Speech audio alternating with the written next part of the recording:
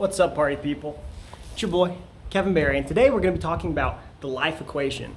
Life equation, doesn't that sound epic? Energy over time equals life. What does that mean?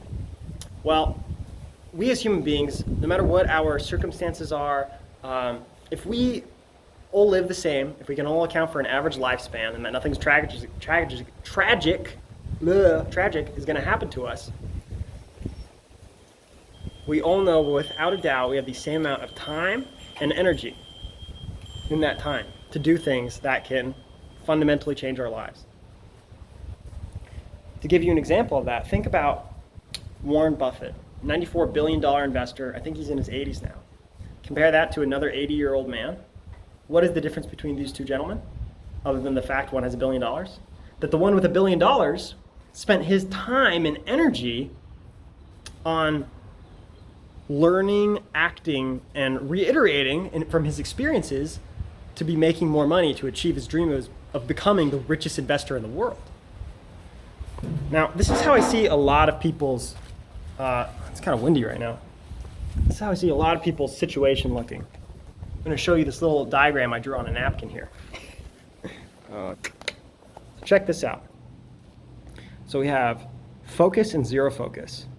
Now, this is probably you, as it's a state we all fall into time and time again, and hopefully it's a state that we come out of often enough to experience real success in our lives. But this is us. All these arrows represent our exertions of energy and the choices we make in, say, a month. And this is someone who has zero focus, zero discernment, right? So they're not making progress on really much of anything with all the energy and time they have. Now this is a successful person that has focus. Now you see, it's the same amount of distance that all of these little arrows are able to cover separately, put into one. Because here's the thing. Let's say, let's look at like Casey Neistat, for example, right? That guy has a great YouTube. It's like millions of subscribers, got a great fan base. His career helps him get advertising gigs. All this stuff, and that's great, right? But the dude sacrificed his whole life for it. Like, that's what he does. He posts every day. He vlogs his entire life. His relationship is on display for the world to see. He doesn't have anything else. And then don't even think about dedicating all this time to make a YouTube channel. Think about dedicating all your time to make YouTube, because that happened too. Someone spent all their time, resources, and energy making YouTube.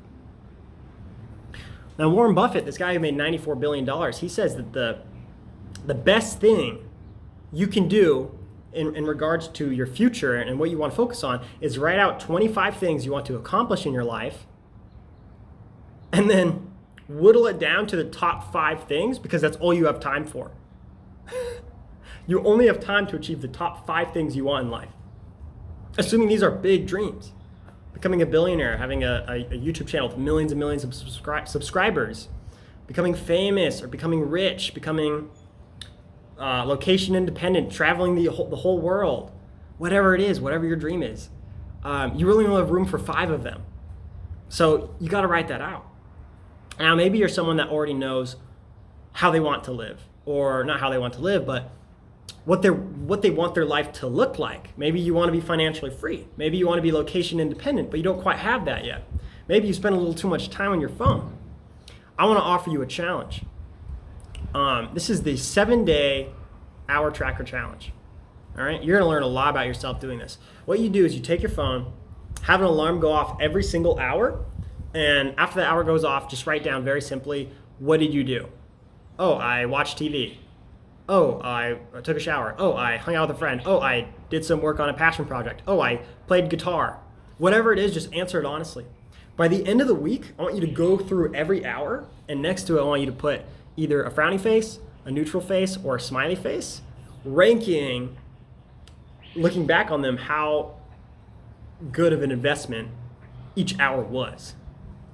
This is an incredibly revealing exercise. When I first did it, I realized I was spending like 5-6 hours on my phone a day, and it was a bunch of crap that I did not need to be doing. Once I was able to see it clearly, I was like, okay, yeah, getting rid of that. And when you get rid of distractions, it's like you don't even have to try to be focused because you just have all this time. Like, if you have no choice but to be successful or to be bored, ironically, you choose being successful. And so when I cut out a bunch of apps on my phone, made it a lot simpler, it went from like 6 hours a day to like 1 to 2 hours a day, and 20 minutes of that time is like my 20-minute meditation in the morning. So it's not even that much. And this is something I do every 2 months because life changes. Sometimes a routine I have will be very productive, but after 2 months, things will change, my situation will change, and I'll need to readjust my routine a bit. By tracking time, again, I can see what is still a valuable investment of my time and what isn't. 7-day challenge, set the timer right now. You can start it right now and just by next week, turn it off. And obviously don't have it on while you're sleeping. Just once you wake up, record how long you slept for, start it again. Time is it's a finicky thing. We humans don't really have a good grasp on it. It's abstract. It's a concept. It's foreign, really, to human perception. And that's why the bugger needs to be tracked. If you think about it, something you do today can have a drastic effect on something that happens from you a week from now, a month from now, 2 years from now. I remember when I went to a networking event 2 years ago, I met this girl, we became friends, and she followed me on social media, kept up with my journey, and it turned out she told one of her friends about me casually, like a year ago. That person kept following me. They saw I had advertising services, they reached out to me, and now we're working together. And it was a great deal that we closed together. That happened because I met someone 2 years ago. So that small things can turn into big things. But we often forget that because we as humans have bad memory.